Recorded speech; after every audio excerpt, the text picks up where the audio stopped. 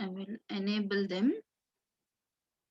Okay, now anybody can join now.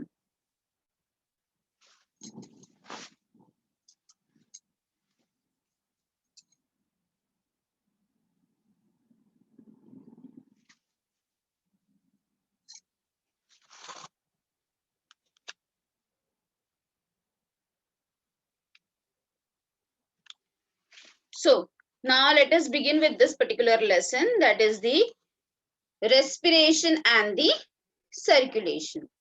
Now in this particular lesson beta, you are going to learn about our respiratory system. Two systems ये आपको lesson में पढ़ना है, दो systems पढ़ने हैं. एक तो है respiratory system और दूसरा है circulatory system. ठीक है, respiratory system and the circulatory system. Respiratory system में कौन कौन से organs आते हैं? Can you anybody tell me? Can anybody tell me कौन कौन से organs आते हैं respiratory system में? lungs, Very good बेटा. और कौन सा organ आता है? Trachea, alveoli, Very good, very good. Then larynx, अच्छा larynx. Okay, larynx. Okay, which is called as a sound box. ठीक है, larynx is also called as a sound box. Then what about circulatory system? Circulatory system में कौन कौन से organs होते हैं? veins, हाँ, veins, what बेटा? is heart, veins, हार्ट होता है. वेन्स बोल रही हो आप? वेन्स. अच्छा, ब्लड वेसल्स बोल रही हो. Okay, so blood vessels are there. ठीक है, ब्लड वेसल्स में आता है आर्टरीज, वेन्स एंड कैपिलरीज. और फिर हार्ट है. और एक सिस्टम है that is a lymphatic system. हमारे पास दो सर्कुलेटरी सिस्टम है. एक तो ब्लड सर्कुलेटरी सिस्टम है और दूसरा है लिम्फेटिक सिस्टम. ठीक है, तो सबसे पहले इस लेसन में हम रेस्पिरेशन पढ़ेंगे. हमारा रेस्पिरेटरी ऑर्गन क्या क्या है, वो कैसे काम करता है, कैसे ऑक्सीजन का ट्रांसफर होता है सारे टिश्यूज एंड ऑर्गन में, और कैसे सारे टिश्यूज एंड ऑर्गन से वापस कार्बन डाइऑक्साइड हम एक्सेल करते हैं. So that full process you are going to learn. उसके बाद इसी लेसन में you are going to learn about the circulatory system. So let us first begin with the respiration. ठीक है, so this is your textbook का PDF बेटा. ठीक है, here the important things which are there, you have to mark down the definition. देखो आप यहाँ पे देख सकते हो, यहाँ पे रेस्पिरेशन का डेफिनेशन दिया गया है, इसका केमिकल रिएक्शन भी दिया गया हुआ है यहाँ पे. तो now I will share my PPT. Just a second बेटा, I will share my PPT.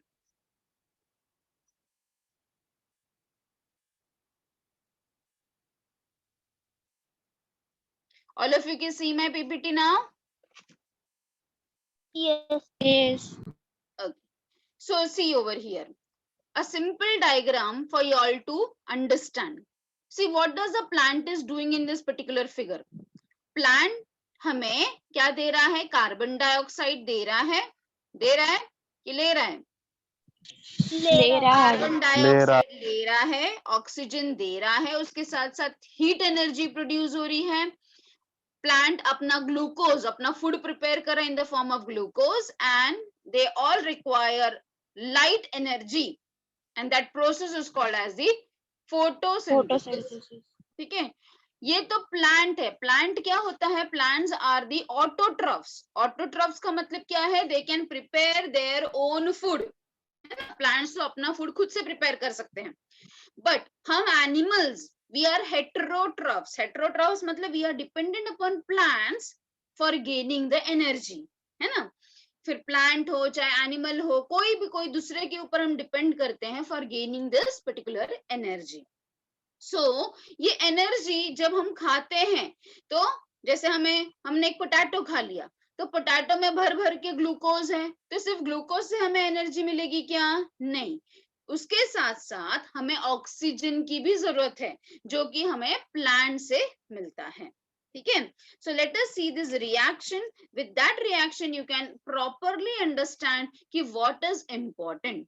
So C6H12O6 is the glucose. जो आप खाना खाते हो है ना। न्यूट्रिशन लेसन अभी आपने 11th स्टैंडर्ड में पढ़ा, तो न्यूट्रिशन लेसन में आपने पढ़ा है कि जो भी आप खाना खाते हो बेटा, उसका ब्रेकडाउन, कार्बोहाइड्रेट का ब्रेकडाउन किसमें होता है, इनटू द ग्लूकोज। तो glucose with in presence of oxygen, मतलब ग्लूकोज भी जरूरी है और ऑक्सीजन भी जरूरी है, ठीक है। ग्लूकोज प्लस ऑक्सीजन जब दोनों मिलते हैं तब जाकर क्या फॉर्म होता है, the main compound is energy. कितनी एनर्जी फॉर्म होती है, that is 38 ATP is form. अब ये 38 ATP कैसे बनता है, दिस पर्टिकुलर थिंग कैसे फॉर्म होता है, ये आपने ऑलरेडी 11th स्टैंडर्ड में पढ़ा है इन द टॉपिक रेस्पिरेशन। पढ़ा है कि नहीं सबने, आपने ग्लाइकोलिसिस पढ़ा, आपने क्रेब्स साइकिल पढ़ा, आपने ETS पढ़ा है ना, पढ़ा है ना। मिस वो लेसन Yes. क्या बेटा बोल रहे हो, अभी शुरू है वो चैप्टर। नहीं हुआ है।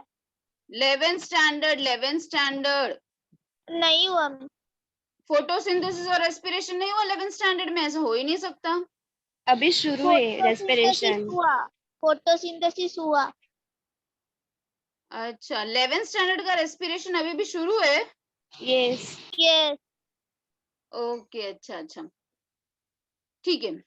सो 11th स्टैंडर्ड का जो रेस्पिरेशन लेसन है उसमें आप ये 38 ATP जो आपको नजर आ रहा है यहाँ पे, दिस 38 ATP कैसे फॉर्म होता है, that you are going to learn with the help of 3 cycles, glycolysis, Krebs cycle and the ETS, ठीक है। सो वो अलग लेसन है, हमें सिर्फ यहाँ पे क्या पता करना है कि 38 ATP फॉर्म होता है, एनर्जी फॉर्म होता है।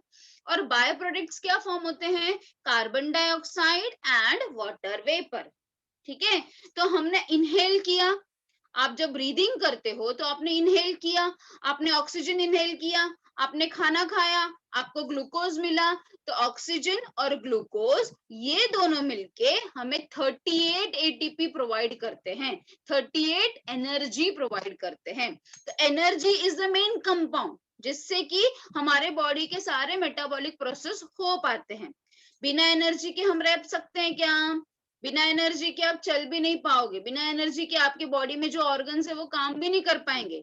हार्ट अपना इंपॉर्टेंट ऑर्गन है जो कंटिन्यूअसली काम कर रहा है, कंटिन्यूअसली बीट कर रहा है ना, उसको एनर्जी की जरूरत चाहिए कि नहीं। तो अगर एनर्जी नहीं रहेगा तो हार्ट कैसे बीट कर पाएगा, got it all of you. तो मेन प्रोडक्ट क्या है रेस्पिरेशन का, ATP 38 ATP, और उसके साथ साथ carbon dioxide and water vapour are the by product, ठीक है। तो ये रिएक्शन बहुत इंपॉर्टेंट है। चलो ना, अगर हम रेस्पिरेशन की बात करेंगे इन डिटेल, तो basically there are 2 different types of respiration. कितने टाइप के रेस्पिरेशन होते हैं, 2 टाइप के। आप इसका स्क्रीनशॉट ले सकते हो बेटा, बिकॉज आपके बुक में ऐसे 2 अलग अलग नहीं दिया गया है। So there are 2 types of respiration as the anaerobic and aerobic respiration. Anaerobic का मतलब क्या है, देखो मैंने इंपॉर्टेंट पॉइंट्स को अंडरलाइन किया है। Anaerobic का मतलब है जो बिना ऑक्सीजन के होता है। अभी ये वाले रिएक्शन में देखो मैंने बार बार एम्फसाइज किया कि ऑक्सीजन होना चाहिए, तो इसका मतलब ये कौन सा रिएक्शन है, एरोबिक की एनाएरोबिक, एरोबिक। शाबाश, वेरी गुड बेटा। तो एनाएरोबिक रेस्पिरेशन एक ऐसा रेस्पिरेशन है जिसमें कि हमें ऑक्सीजन की जरूरत नहीं पड़ती है, जबकि एरोबिक में there should be presence of oxygen. तो फर्स्ट पॉइंट क्लियर है। सेकंड पॉइंट देखते हैं, एनाएरोबिक रेस्पिरेशन में बहुत थोड़ी सी एनर्जी मिलती है, ठीक है, क्योंकि यहाँ पे ऑक्सीजन नहीं इन्वॉल्व हुआ, तो कितनी, और एरोबिक में बहुत सारी एनर्जी मिलती है। तो कितनी मिलती है, लेट अस सी। एरोबिक में ऑक्सीजन लगा, ऑक्सीजन लग के कितना ATP फॉर्म में हुआ था, 38 ATP फॉर्म हुआ था, करेक्ट। फिर आप मुझे पूछोगे कि मैम एनाएरोबिक में कितना एनर्जी फॉर्म होता है, तो आंसर इज जस्ट 2 ATP, सिर्फ 2 ATP बनता है। समझ में आया डिफरेंस, ठीक है। तो एनाएरोबिक रेस्पिरेशन में बहुत कम एनर्जी मिलता है, कितना energy, just 2 ATP। Aerobic respiration में जहां पे ऑक्सीजन का इस्तेमाल हो रहा है वहां पे 38 ATP फॉर्म होता है, मोर ATP, मोर एनर्जी, ठीक है। नेक्स्ट एनारोबिक रेस्पिरेशन सेल में कहां पर होता है? This is a very very important point, those who want to appear for the NEET का एग्जाम, ठीक है। एनारोबिक रेस्पिरेशन साइटोप्लाज्म में होता है, सेल के साइटोप्लाज्म में होता है, जबकि एरोबिक रेस्पिरेशन अभी आप 11th स्टैंडर्ड में पढ़ोगे, एरोबिक रेस्पिरेशन का मेन साइट इज माइटोकॉन्ड्रिया और साथ में साइटोप्लाज्म। समझ में आया? Mitochondria and cytoplasm. आप देखोगे कि ग्लाइकोलिसिस वगैरह सब माइटोकॉन्ड्रिया में होता है और ईटीएस वगैरह सब साइटोप्लाज्म में होता है, ठीक है। अभी आप बताएं ना कि आपका ये लेक्चर ऑन है तो you will be learning. Next, anaerobic respiration में देयर मे और may not release of CO2। जरूरी नहीं है कि CO2 रिलीज होगा ही, CO2 नहीं भी रिलीज हो सकता है, but in aerobic respiration, yes, we have seen the byproduct, there is always release of carbon dioxide, ठीक है। Now, कैसे मैंने बताया कि there may or may not be, ठीक है। देखो, may के लिए there may be release of carbon dioxide का example is yeast, yeast में release होता है carbon dioxide। ईस्ट हम कहाँ पे यूज करते हैं? बेकरी प्रोडक्ट्स के लिए यूज करते हैं, जैसे कि पाव बनाना हो गया, ब्रेड बनाना हो गया, उसके लिए हम ईस्ट का इस्तेमाल करते हैं ना, है ना। जिससे कि क्या होता है, केक बनाना होगा, केक कैसे सॉफ्ट होता है, उसमें भी ईस्ट का इस्तेमाल होता है। तो ईस्ट से वो स्पॉन्जी होता है, एकदम ऐसा जालीदार और ऐसा स्पॉन्जी होता है। तो क्यों होता है? Because of the release of this carbon dioxide. आपने ढोकला देखा होगा, आपने इडली, ऑल दिस थिंग्स देखा होगा जो एकदम सॉफ्ट एंड फ्लफी होते हैं, it is always because of the release of this carbon dioxide. तो ईस्ट जो है वो कार्बन डाइऑक्साइड रिलीज करता है, ठीक है। फिर आती है बात मसल्स की। मसल्स जो है, अगर आप बहुत ज्यादा एक्सरसाइज करोगे तो फिर व्हाट विल हैपन, आपके मसल्स के अंदर भी एनारोबिक रेस्पिरेशन होने लगता है, बिकॉज एनर्जी की जरूरत है ना। जैसे फॉर एग्जांपल मैंने आपको बोला कि यहाँ से लेके पूरा कल्याण वेस्ट तक भागते भागते भागते भागते आओ, रुकना नहीं है। तो इतना एनर्जी के लिए हमारे बॉडी में एनारोबिक रेस्पिरेशन भी होने लगता है, पर उस वक्त CO2 रिलीज नहीं होता है, उस वक्त लैक्टिक एसिड रिलीज होता है। Got it all of you? Lactic acid release होता है, और ये लैक्टिक एसिड हमारे मसल्स में डिपॉजिट हो जाते हैं, जिसके कारण जब आप नेक्स्ट डे सो के उठोगे तो इतना दुखेगा कि आप उठ ही नहीं पाओगे, है ना। कभी होता है ना ऐसा, आपने कभी किया होगा, बहुत ज्यादा मेहनत किया होगा, बहुत ज्यादा एक्सरसाइज किया होगा, तो दूसरे दिन उठना ही नहीं जमता है या बैठना ही नहीं जमता है। It is all because of this lactic acid production, because of this anaerobic respiration, ठीक है। वैसे एस्केरिस का नाम तो सुना ही होगा आपने। एस्केरिस एक राउंड वर्म है, ठीक है, जो हमारे इंटेस्टाइन में जाके आराम से रहता है, खाता पीता है, ठीक है। तो एस्केरिस भी एक वर्म है जो भी एनारोबिक रेस्पिरेशन करता है इन अवर intestine. Is that very clear to all of you? और aerobic respiration का example क्या है? Plants, animals, all they do the aerobic respiration. I hope this much is very much clear to all of you. Yes or no, beta? Yes, ma'am. Yes, ma'am. Yes. Very good. Now let us see about the definition. Definition exam के लिए बहुत बहुत important है. So it's a biochemical process. Bio क्यों? क्योंकि living organism में हो रहा है। देखो हमेशा एक याद रखो बेटा, डोंट रट्टीफाई बायो। रट्टीफाई करोगे तो सब सब्जेक्ट हार्ड होगा, समझ के करोगे तो बहुत इजी हो जाएगा। तो देखो इसको आप खुद याद करने का कोशिश करो। बायोकेमिकल प्रोसेस है, बायो मीन्स लिविंग ऑर्गेनिज्म में हो रहा है, केमिकल क्यों? क्योंकि केमिकल रिएक्शन हो रहा है, यहाँ केमिकल रिएक्शन हो रहा है कि नहीं। So it's a biochemical process. उसमें क्या हो रहा है? There is oxidation of organic compound. Oxidation क्यों हो रहा है? क्योंकि ऑक्सीजन का इस्तेमाल हो रहा है। ऑर्गेनिक कंपाउंड क्या है? Glucose. Glucose is organic compound. समझ में आया? तो फर्स्ट लाइन आपको याद हो गया, ये एक बायोकेमिकल प्रोसेस है, लिविंग ऑर्गेनिज्म में हो रहा है, केमिकल रिएक्शन हो रहा है जिसमें ऑक्सीजन की जरूरत है। ऑक्सीजन किसके साथ रिएक्ट कर रहा है? कोई भी ऑर्गेनिक कंपाउंड के साथ। कौन सा है organic compound? Glucose is organic compound. in a orderly manner, in a step-wise manner. ये step-wise manner क्या है? ग्लाइकोलिसिस, क्रेब्स साइकिल, ETS, तो एक ऑर्डरली मैनर में हो रहा है. किस लिए हो रहा है? For liberation of chemical energy in the form of ATP. ठीक है, मेन उद्देश्य क्या है इसका? मेन क्या है इसका? इंपॉर्टेंस क्या है रेस्पिरेशन का? कि एनर्जी बनना चाहिए इन द फॉर्म ऑफ ATP. समझ में आ गया सबको? तो डेफिनेशन कोई भी रट्टाफाई नहीं करेगा ना. Nobody will do the rattafying na. All of you will be understanding the definition and you will be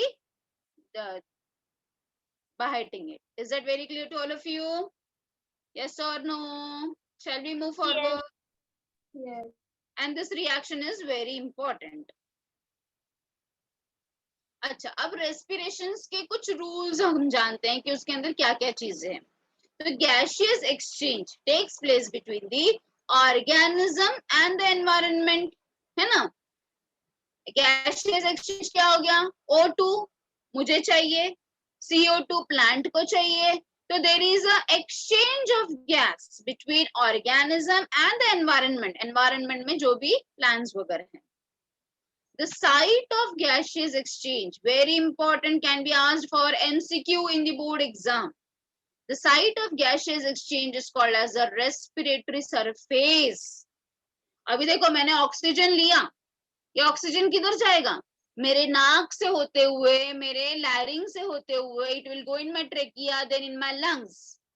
lungs के अंदर कौन होता है?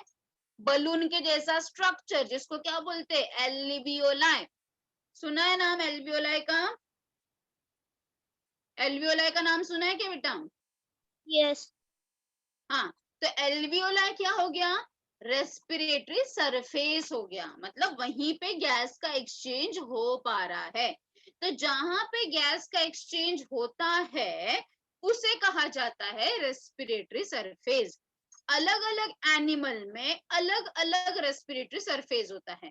समझ में आया? रेस्पिरेटरी सरफेस का मतलब आप क्या समझोगे? जहां पे एक्सचेंज ऑफ गैस होता है, जहां पे एक्सचेंज ऑफ गैस होता है, that is called as a respiratory surface. हमारे बॉडी में रेस्पिरेटरी सरफेस हमारा लंग्स बोलो या एल्वियोलाई बोल सकते हो आप. ठीक है, अब हम अलग अलग ऑर्गेनिज्म का देखते हैं कि कौन से ऑर्गेनिज्म में क्या रेस्पिरेटरी सरफेस है. तो चलो पहले प्लांट का देखते हैं. टेरेस्ट्रियल फ्लावरिंग प्लांट्स में gaseous exchange takes place through stomata. अभी आप सबको स्टोमाटा के बारे में तो पता ही होगा. You can see this is a leaf. Sorry, leaf के अंदर छोटा छोटा पोर्स होता है, जैसे हम स्टोमाटा कहते हैं. आप देख सकते हो ये लीफ का नीचे वाला हिस्सा है, नीचे वाला, ये ऊपर का एपिडर्मिस है और ये लोअर एपिडर्मिस है. तो आप यहाँ पे देख सकते हो छोटा छोटा openings are present and these openings are called as stomata. तो स्टोमाटा क्या है? एक ओपनिंग है जहां से प्लांट अपना गैस का एक्सचेंज कर पाता है. Got it? Again, important question for MCQ in the board exam. Terrestrial plant में गैसियस एक्सचेंज किससे होता है? स्टोमाटा. चलो वुडी फ्लावरिंग प्लांट्स के देखते हैं. जो भी वुडी फ्लावरिंग प्लांट्स है उसके अंदर गैसियस एक्सचेंज कैसे होता है? तो उनके स्टेम के सरफेस पे, उनके स्टेम के ऊपर छोटे छोटे पोर्स होते हैं. ठीक है, उनके स्टेम के ऊपर छोटे छोटे पोर्स होते हैं and these pores are called as lenticels. क्या कहते हैं इसको?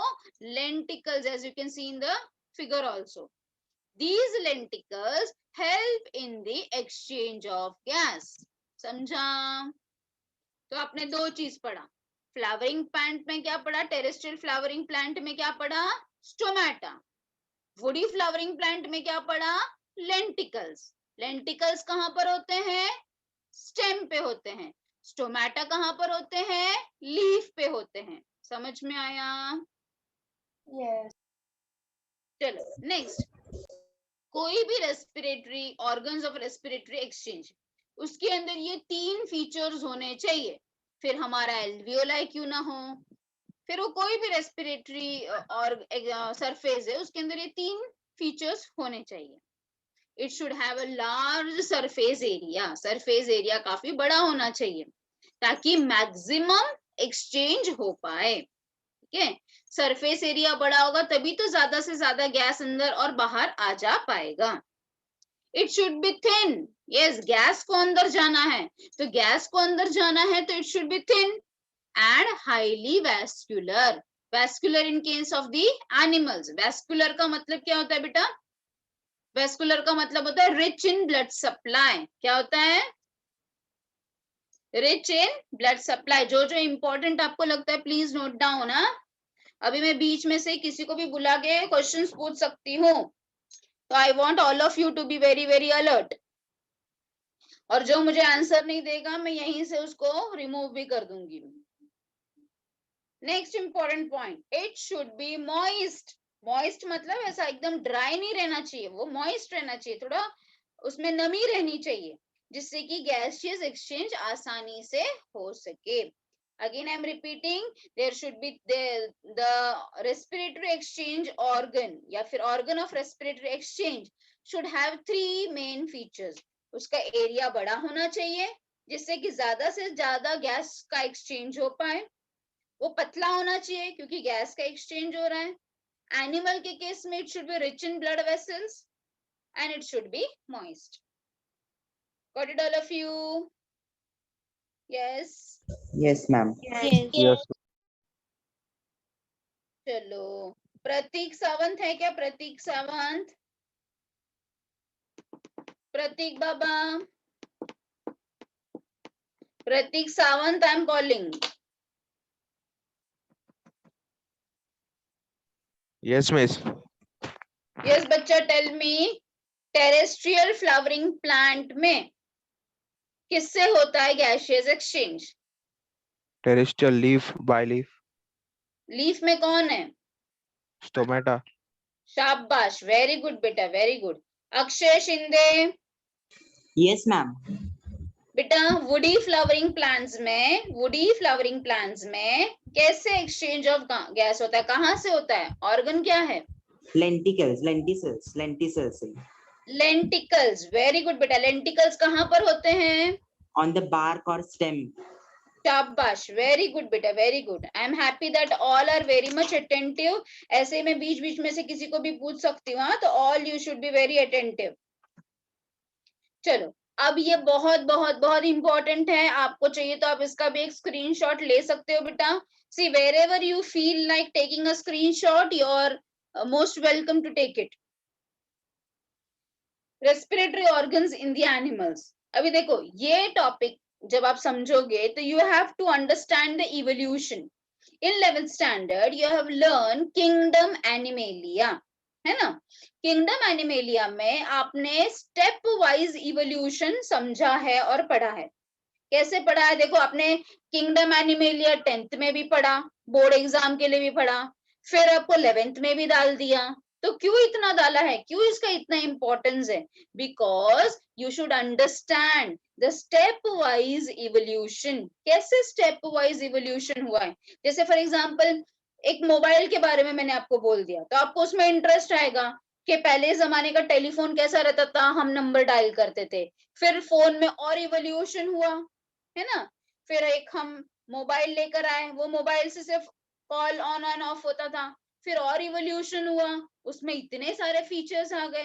तो स्टेप वाइज हुआ ना बेटा। कोई भी चीज का इनिशियल इतना अच्छा नहीं होता है, पर उसमें उसमें और करते करते करते करते करते एक अच्छा सा एडवांस्ड फॉर्म होता है। तो ये तो मैंने आपको टेक्नोलॉजी का बता दिया, टेलीफोन का। वैसा ही सेम हमारे साथ भी हुआ है। हम जो आज हम human being are been called as the animal with a superior brain, बहुत अच्छा ब्रेन है हमारे पास। तो हम क्या ऐसे ही अचानक से अर्थ पे एक दिन आ गए क्या? नहीं, स्टेप वाइज इवोल्यूशन हुआ। So that you have understood in the kingdom animalia. Now why I am telling you all these things? Because that will correlate for you all to understand this particular topic which is seen on the screen. पहले था Porifera, उसके बाद था सिलेंडरेटा, उसके बाद था Platyhelminthes, then एस्केलेहेल्मिन्थिस। तो इसमें धीरे धीरे धीरे धीरे रेस्पिरेटरी सिस्टम बढ़ते गया बढ़ते गया बढ़ते गया बढ़ते गया, और आज हमारे पास कॉम्प्लेक्स रेस्पिरेटरी सिस्टम है। ठीक है, जिसको कोरोना अटैक करता है ना। कोरोना किसको अटैक करता है? हमारे रेस्पिरेटरी सिस्टम को ही तो अटैक करता है। चलो ठीक है, come back to over here, corona भूल जाते हैं। नाउ रेस्पिरेटरी ऑर्गन में आता है पहले स्किन। अगर स्किन से कोई एनिमल रेस्पिरेशन करता है तो उसे कहा जाता है क्यूटेनियस रेस्पिरेशन। अगर कोई एनिमल स्किन से रेस्पिरेशन करता है तो उसे हम क्या कहते हैं? Cutaneous respiration. तो ऐसा कौन सा एनिमल है जो स्किन से करता है? जिसके पास एक्सोस्केलेटन नहीं होगा। तो ऐसा कौन सा एनिमल है जिसके पास एक्सोस्केलेटन ही नहीं है? तो वो है अर्थवर्म, वो है फ्रॉग, वो है फ्लैटवर्म। इनके पास बाहर एक्सोस्केलेटन नहीं है, इनका स्किन बहुत ही सॉफ्ट है, मॉइस्ट है, और स्किन सॉफ्ट और मॉइस्ट होने के कारण ये लोग अपने स्किन से ही रेस्पिरेशन आसानी से कर पाते हैं। समझ में आ गया? नेक्स्ट है ट्रेकिया। इवोल्यूशन हुआ, ट्रेकिया फॉर्म हुआ। ना अगर कोई एनिमल ट्रैकिया से रेस्पिरेशन करता है तो उसे कहा जाएगा tracheal respiration. It will be called as a tracheal respiration. Example is insects. अभी आपने 11th स्टैंडर्ड में आपको पूरा डिलीट हो गया था वो एनिमल टाइप, कॉकरोच बेचारा पूरा डिलीट हो गया था। अगर आप पूरा पढ़ते तो आप कॉकरोच का रेस्पिरेटरी सिस्टम भी पढ़ते, पर वो डिलीटेड था ना, तो you have not learn that in detail. So cockroach में you should understand that cockroach हो गया, मॉस्किटो हो गया, ये सब लोग के पास ट्रेकिया होता है जिससे कि वो लोग रेस्पिरेशन कर पाते हैं। फिर आता है पानी में रहने वाले एनिमल्स, कि पानी में रहने वाले एनिमल्स कैसे रेस्पिरेशन करते हैं। तो दैट यू नो कि पानी में रहने वाले एनिमल्स गिल से रेस्पिरेशन करते हैं, पर आपको जो नहीं मालूम है, जो पढ़ना है, वो है उसे कहते क्या है। तो that is called as a bronchial respiration. जो एनिमल्स गिल से रेस्पिरेशन करते हैं they are called as a bronchial respiration. तो उसमें सारे एक्वाटिक एनिमल्स आते हैं like fish, prawns. What is tadpole? Tadpole को क्या होता है, कोई बता सकता है मुझे टैडपोल क्या है? फ्रॉग का young one. Very good, frog का बच्चा is called as the tadpole. Frog क्या दिखाता है? मेटामॉर्फोसिस दिखाता है। मेटामॉर्फोसिस का मतलब क्या होता है? There is a drastic difference between the young one and the adult. Young one पानी में ही रहता है, फिश के जैसा दिखता है, जिसको हम टैडपोल बोलते हैं, और जो अडल्ट है वो एम्फीबियन है। ठीक है, तो ऐसा ड्रास्टिक डिफरेंस को हम क्या कहते हैं? मेटामॉर्फोसिस। चलो come back to the topic once again. Lungs.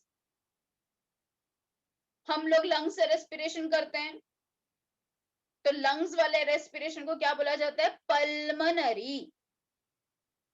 Lungs को ही पल्मनरी भी कहा जाता है, याद रखो, दिमाग में फिट कर लो। लंग्स को ही पल्मनरी भी कहा जाता है। So pulmonary respiration. हम सब higher vertebrates are the examples for that. So you have learn 4 different types of respiration.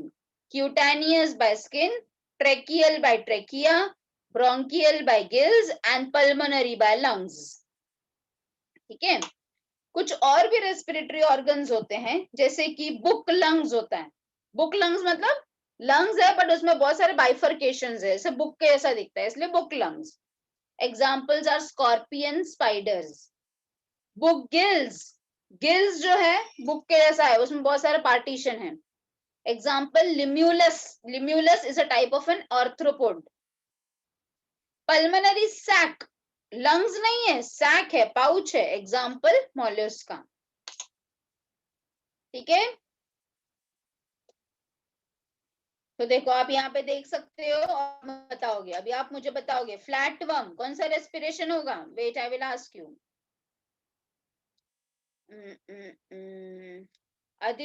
Aditi अवार्ड, अदिति अवार्ड, अदिति अवार्ड। Yes ma'am. बेटा जो ए दिख रहा है डायग्राम में, फ्लैटवर्म, ये कौन से टाइप का रेस्पिरेशन?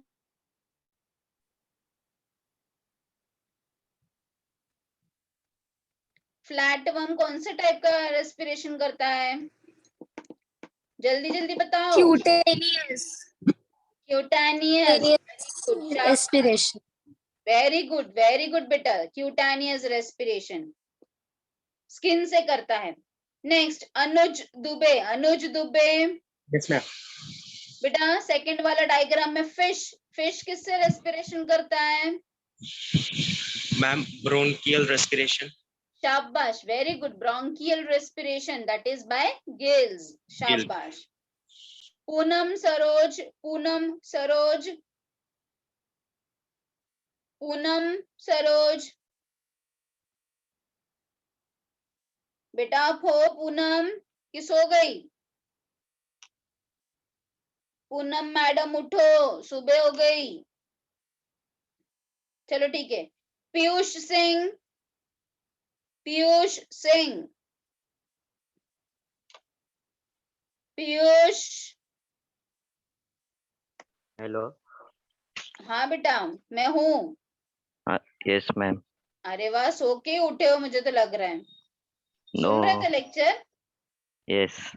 कौन सा लेसन पढ़ा रही हूँ मैं? Respiratory system. Respiratory system lesson पढ़ा रही हूँ? Oh my God.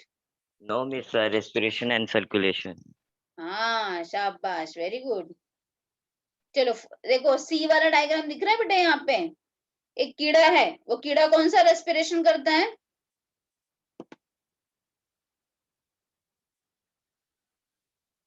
Piyush. Yes miss, fish का बात कर रही हो ना?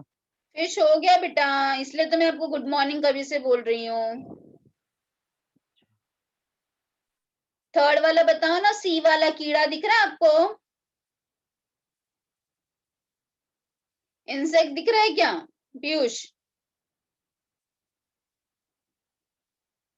Piyush Singh, Singh is king, king लोग सोते हैं क्या? उठो।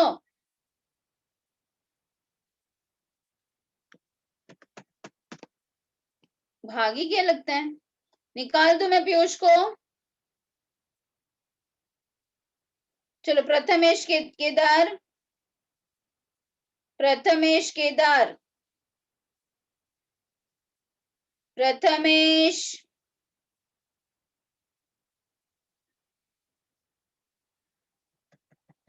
जो मुझे रिस्पॉन्स नहीं दे रहा, I will straight away remove them. Hello miss. हाँ मिस वो मेरे माइक नहीं चल रहा था। वो अच्छा सी टेरिस्टर आर्थ्रोपोड का जो पूछ रही थी, हाँ उन लोग गिल से अपना रेस्पिरेट करते हैं मिस। टेरेस्ट्रियल लोग गिल से करते हैं? गिल से रेस्पिरेशन फिश करता है बेटा, पानी में रहने वाले। अक्षय ये- नायर, हाँ बोलो बोलो बोलो। मिस उन लोग ट्रैची ऐसे करते हैं ना रेस्पिरेशन? हाँ तो आप गिल्स क्यों बोल रहे हो? मिस सॉरी, वो गलती से मुंह निकल गया। हाँ वेरी गुड, अभी आप राइट आंसर बोले। तो जो इंसेक्ट्स होते हैं वो ट्रैकिया से करते हैं, तो ऐसे रेस्पिरेशन को हम क्या कहते हैं? ट्रैकियल रेस्पिरेशन कहते हैं। ठीक है, चलो अक्षय नायर, अक्षय नायर, अक्षय नायर बेटा।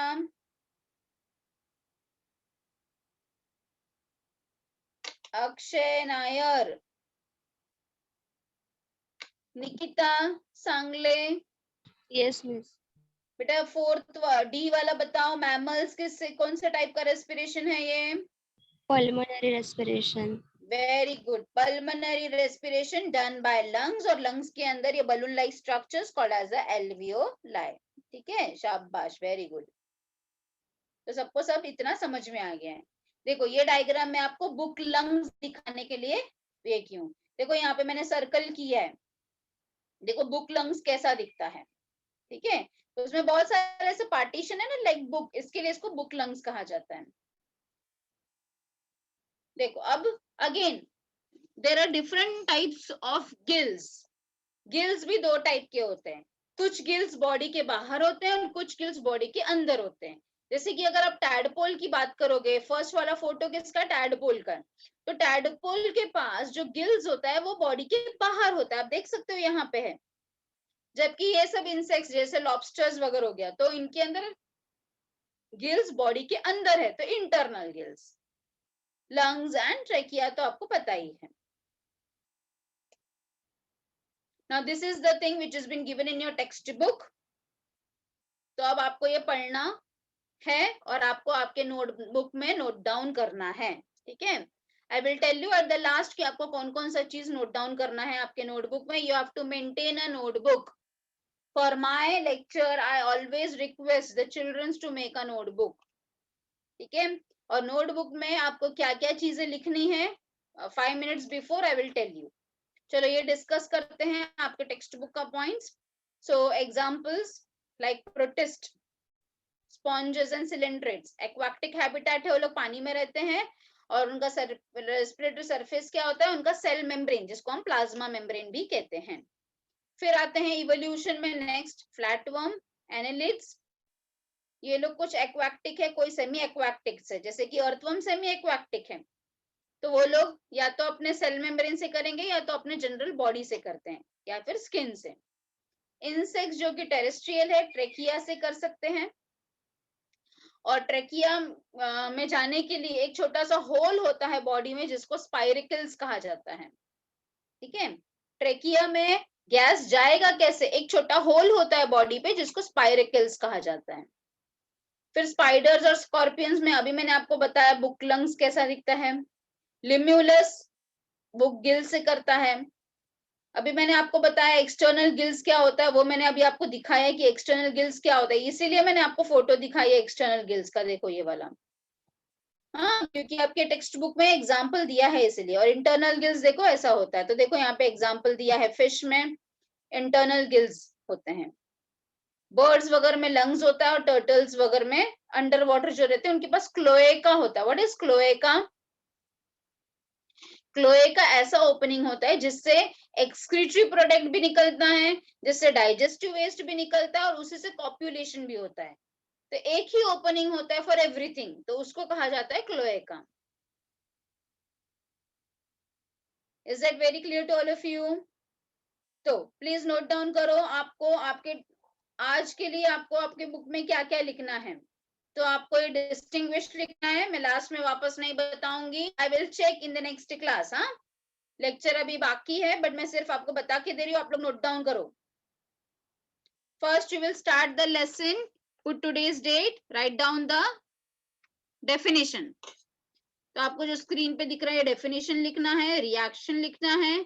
फिर you will be writing question number 2, types of respiration, aerobic anaerobic लिखोगे आप. उसके बाद हर एक जगह में कैसे होता है, जैसे टेरेस्ट्रियल फ्लावरिंग प्लांट्स में स्टोमेटा से होता है, वुडी फ्लावरिंग प्लांट्स में लेंटिकल से होता है. Then you will be writing about all this things. उसके बाद आप ये टेबल लिखोगे बस. तो अभी तक का 3 होमवर्क समझ में आ गया सबको? Yes, ma'am. Yes. Next lecture में I will see the homework. हाँ, चलो. Now let us begin with our human respiratory system. तो ह्यूमन रेस्पिरेटरी सिस्टम स्टार्ट करने के पहले आप इस डायग्राम को अच्छी तरह से देखो कि कैसे कैसे कैसे कैसे जा रहा है. तो हम ये डायग्राम से ही देखते हैं. देखो बेटा, नॉस्ट्रिल है. नॉस्ट्रिल मतलब ये नाक के होल को क्या कहा जाता है, नॉस्ट्रिल कहा जाता है. फिर उसके बाद नेजल कैविटी है. ये जो कैविटी है ना, जो अपना पूरा नाक है, उसको नेजल कैविटी कहते हैं. फिर वहां से कहा जा रहा है गैस, फेरिंग्स में. फिर वहां से कहा जा रहा है, लैरिंग्स में. लैरिंग से कहा जा रहा है, ये ब्लू कलर के ट्रेकिया में. फिर ये ट्रेकिया अंदर की तरफ जा रहा है दोनों साइड में. ये दोनों क्या है, हमारा लंग्स है. और ये येलो और रेड कलर का क्या दिख रहा है, they are called as intercostal muscle. क्या कहते हैं उसको, इंटरकोस्टल मसल. या पढ़ोगे, सब पढ़ोगे इस लेसन में, ठीक है, डोंट वरी. सिर्फ अभी आपको मैं सिर्फ बता रही हूँ ताकि आप वो नाम थोड़ा सुनो. और फिर ये रेड कलर का क्या दिख रहा है आपको बीच में, डायफ्रम. डायफ्रम क्या क्या, देखो मैंने कैसे बताया, एयर पैसेज, नॉस्ट्रिल जो नाक के होल है, फिर ये नेजल कैविटी जिसको नेजल चेम्बर भी कहा जाएगा, फिर जाएगा हमारे फेरिंग्स, फिर जाएगा हमारे लैरिंग्स, फिर जाएगा हमारे ट्रेकिया. ट्रेकिया से दोनों लंग्स में जा रहा है और दोनों लंग्स के ऊपर कवरिंग किसका है, इंटरकोस्टल मसल्स का है. और नीचे कौन है, अपना लंग्स किसके ऊपर रेस्ट कर रहा है, डायफ्रम के ऊपर, डायफ्रम. तो अपना respiratory system is having air passage and paired lungs. This diagram से I wanted to show you कि कैसे हमारे लंग्स के ऊपर रिब्स का कवरिंग होता है, ठीक है, हमारे लंग्स के ऊपर कैसे रिब्स का कवरिंग होता है ये दिखाने के लिए मैंने आपको ये डायग्राम शो किया है। तो again just see over here, ये ट्रेकिया है, ट्रेकिया के ऊपर भी आपको व्हाइट व्हाइट कलर का कुछ कवरिंग नजर आ रहा है, तो इसके ऊपर भी कार्टिलेज का कवरिंग होता है। फिर यहाँ देखो रिब्स का कवरिंग है, देखो हमारा लंग्स पूरी की पूरी तरह इस रिब केज में पूरी तरह से बंद है। Yes, you can see this one side our full, both the side the same thing is there, but ये ट्रेकिया में एक साइड में आपको ट्रेकिया कैसे डिवाइड होता है ये दिखाना चाहा है मैंने आपको, और at one side how it has been protected with the help of the rib cage. आप देख सकते हो कि ट्रेकिया डिवाइड होता है इनटू ब्रोंकस, फिर ब्रोंकस डिवाइड हो रहा है इनटू मेनी ब्रोंकियोल्स, ब्रोंकस से bronchioles.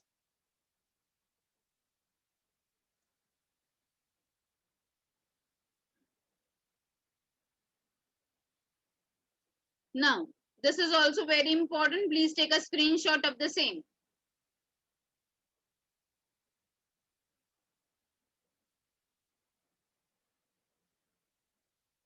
Have you taken the screenshot? Yes, ma'am. Yes. So our human respiratory system is divided into two regions, upper and lower. अपर में क्या क्या आता है?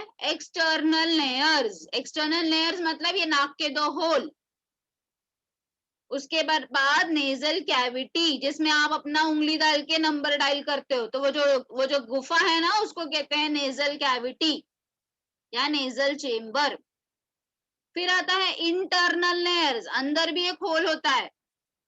आपने अभी देखा होगा कोरोना के टाइम पे बहुत सारे लोग एक्सपेरिमेंट करते, नाक से पानी डाल के पता नहीं कहां से मुंह से निकालते और क्या क्या क्या क्या उल्टा पुल्टा करते हैं।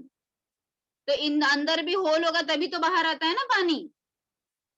यस, तो बाहर का होल और अंदर भी एक होल होता है, इंटरनल लेयर।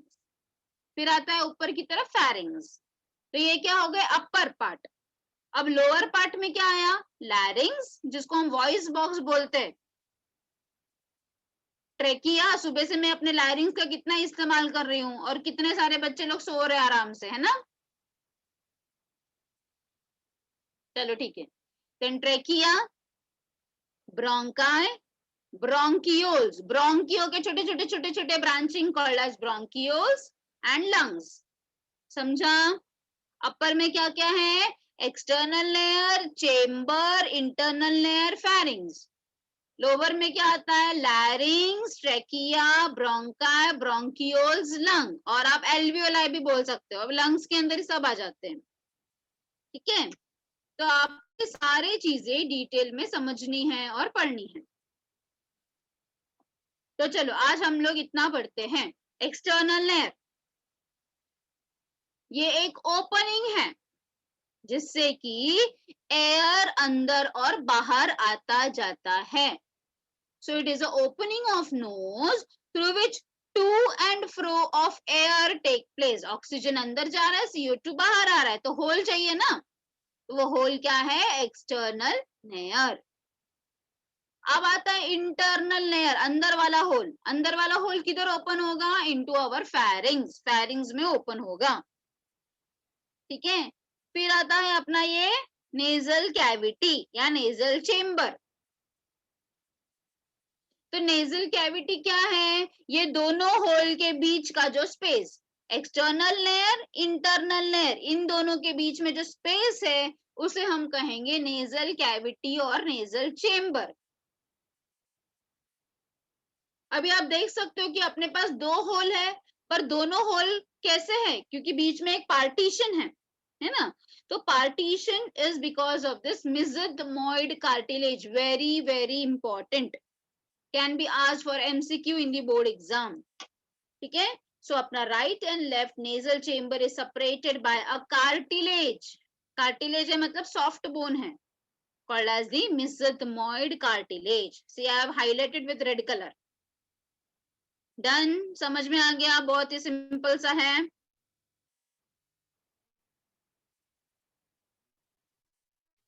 अब हम लोग क्या पढ़ने वाले हैं कि नेजल चेम्बर में कौन कौन सी चीजें हैं। ठीक है। नेजल चेम्बर में आते हैं 3 चीजें। ईच नेजल चेम्बर, हर एक नेजल चेम्बर के अंदर 3 रीजन्स होते हैं। What are they? Vestibule, respiratory part, olfactory or sensory chamber. I hope you can understand. You can see with this diagram also. This green color part is vestibule. ये पूरा reddish color part is respiratory part, and this again blue color part is called as the olfactory region. चलो हर एक चीज को अच्छे से समझते हैं। वेस्टिब्यूल में आप देख सकते हो यहाँ पे डायग्राम में भी, वहां पे हेयर होते हैं। हेयर के साथ साथ म्यूकस मेम्ब्रेन भी होते हैं। ये हेयर और म्यूकस का काम क्या है? जो भी आप एयर अंदर ले रहे हो उसे वो फिल्टर करके छान कर अंदर भेजेगा। और म्यूकस क्योंकि स्टिकी सब्सटेंस होता है तो डस्ट पार्टिकल को वो स्टिक कर देता है। समझ में आया? तो वेस्टिब्यूल में म्यूकस का होने का क्या कारण है? म्यूकस क्योंकि स्टिकी है तो डस्ट पार्टिकल को चिपका के रखेगा, अंदर नहीं जाने देगा। और हेयर क्या करेगा? उसको फिल्टर करेगा। It will filter the air. Next आता है ये बड़ा सा region called as a respiratory part और रेस्पिरेटरी रीजन। इसमें भी म्यूकस है। और the most important point is it is highly vascular, rich in blood supply. बहुत ज्यादा यहाँ पे blood supply है। तो it will act as a air conditioner. Air conditioner मतलब AC। एयर कंडीशनर का मतलब क्या होता है? It will condition your air. Condition your air का मतलब क्या है? देखो मैं आपको अच्छे से समझाऊंगी इस बारे में। When see during winter season, क्योंकि बाहर बहुत ज्यादा ठंडा है, बहुत ज्यादा ठंडा होने की वजह से क्या होता है, ये ब्लड वेसल्स जो है ना वो बहुत एक्टिवेट हो जाते हैं, सो दैट हमारा नाक का जो अंदर का रीजन है ना वो वार्म रहे। तो जब हम एयर इनहेल करते, जब हम ठंडा ठंडा एयर इनहेल करते, एकदम ठंडी ठंडी हवा को जब हम इनहेल करते हैं तो ये जो ब्लड वेसल्स है ना यहाँ के, वो हमारे एयर को वार्म करते हैं, थोड़ा गर्म करके फिर अंदर जाने देते हैं। समझ में आया मेरी बात? और वैसे ही गर्मी सीजन में क्या होता है, गर्मी सीजन में ऑलरेडी गर्म बहुत है बाहर, ठीक है, तो अगेन ये ब्लड वेसल्स थोड़े वीक हो जाएंगे वहां पे, और फिर क्या होगा, ये जो आप एयर अंदर ले रहे हो वो वार्म नहीं होगा, वो ठंडा होके अंदर जाएगा। तो इसे कहेंगे एयर कंडीशनड। एयर कंडीशनड का मतलब समझ में आ गया कि एयर को कंडीशन करके अंदर भेजा जाता है। अगर बहुत ठंडा एयर है तो उसको वार्म किया जाएगा, बहुत गर्म एयर है तो उसको थोड़ा ठंडा करके अंदर भेजा जाता है। तो that is called as air conditioned का काम करता है ये। So this part is very important. Next आता है olfactory और sensory chamber. olfactory का मतलब होता है sense of smell. Sense of smell is called as olfactory. ठीक है? So it is lined with the olfactory epithelium and it helps in the detection of smell. अच्छा smell, बुरा smell, ये सब हमें डिटेक्ट करवाता है। Is that very clear to all of you, बेटा? Next topic and the last topic for today is that about the rhinoplasty. Rhinoplasty का मतलब होता है surgery of nose. Surgery of nose को बोला जाता है राइनोप्लास्टी। आपने देखा होगा बहुत सारी हीरोइन लोग का जिनका नाक टेढ़ा मेढ़ा मोटा पतला रहता है, उसको सर्जरी करा के एकदम अच्छा बन जाते हैं। तो that surgery is called as rhinoplasty. Rhinoplasty is done to change the appearance of nose. या तो नोज का appearance चेंज करना है, या फिर किसी को कुछ प्रॉब्लम है नोज में कि एयर नहीं जा पा रहा है, कुछ प्रॉब्लम है, फॉर इम्प्रूविंग द ब्रीदिंग के लिए भी सर्जरी की जाती है। तो या तो शेप चेंज करना है या तो कुछ एक्चुअल प्रॉब्लम है, उसके लिए जो भी सर्जरी ऑफ नोज होता है उसे राइनोप्लास्टी कहा जाता है। ओके, तो चलो ये क्वेश्चन के आंसर्स आप मुझे दोगे और उसके बाद ही मैं स्टॉप करूंगी।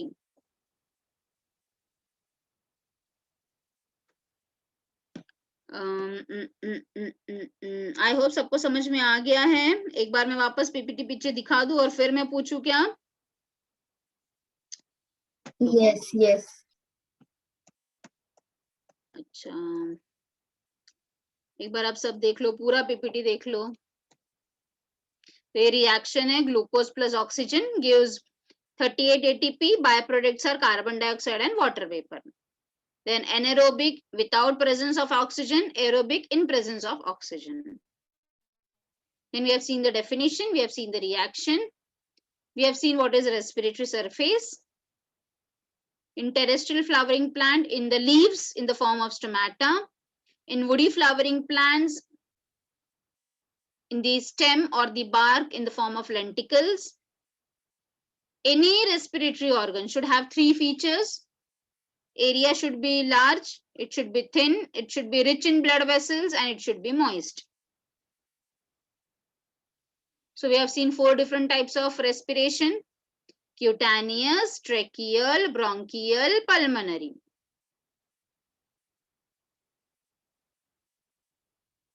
This is the book lung ka photo. This I've shown you external gills and internal gills. This is the lungs, this is a trachea. ये जो ओपनिंग है ट्रेकिया का, ये वाला हिस्सा, इसको स्पाइरिकल बोलते हैं. समझा ना बेटा? ये वाला जो हिस्सा आपको दिख रहा है गोल यहाँ पे और यहाँ पे, this are spiracles. So this is your textbook का this thing. For that I have shown all these things. Upper region, lower region.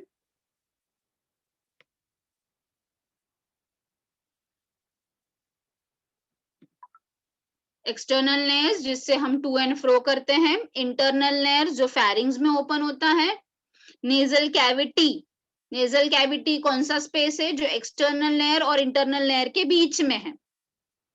और हमारा जो नेजल चेम्बर है वो 2 पार्ट में डिवाइडेड है. किसके कारण? मेसेंथोमोइड कार्टिलेज के कारण. मेसेंथोमोइड कार्टिलेज की वजह से लेफ्ट और राइट नॉस्ट्रिल्स हैं. फिर हमने देखा कि नेजल चेम्बर में 3 रीजन होते हैं. वेस्टिब्यूल जिसमें हेयर होता है, म्यूकस होता है जो फिल्ट्रेशन का काम करता है. रेस्पिरेटरी पार्ट जिसमें बहुत ज्यादा ब्लड सप्लाई है, और ये ब्लड सप्लाई ही क्या काम करता है? एयर कंडीशन का काम करता है. बहुत ठंडी हवा है उसको वार्म करके भेजेगा, बहुत ही गर्म हवा है उसको कूल करके भेजेगा. ठीक है. कूल कैसे करेगा?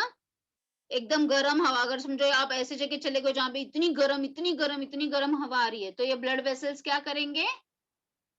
इवापोरेशन करेंगे, और इवापोरेशन से ठंडा हो जाएगा. Olfactory for detection of smell. फिर मैंने आपको इसके साथ साथ राइनोप्लास्टी के बारे में बताया. देखो इसका नाक टेढ़ा है थोड़ा, अब सीधा हो गया. या फिर इसके लिए भी किया जाता है, या फिर अगर किसी को कुछ ब्रीदिंग प्रॉब्लम है तो उसके लिए भी राइनोप्लास्टी किया जाता है. डन.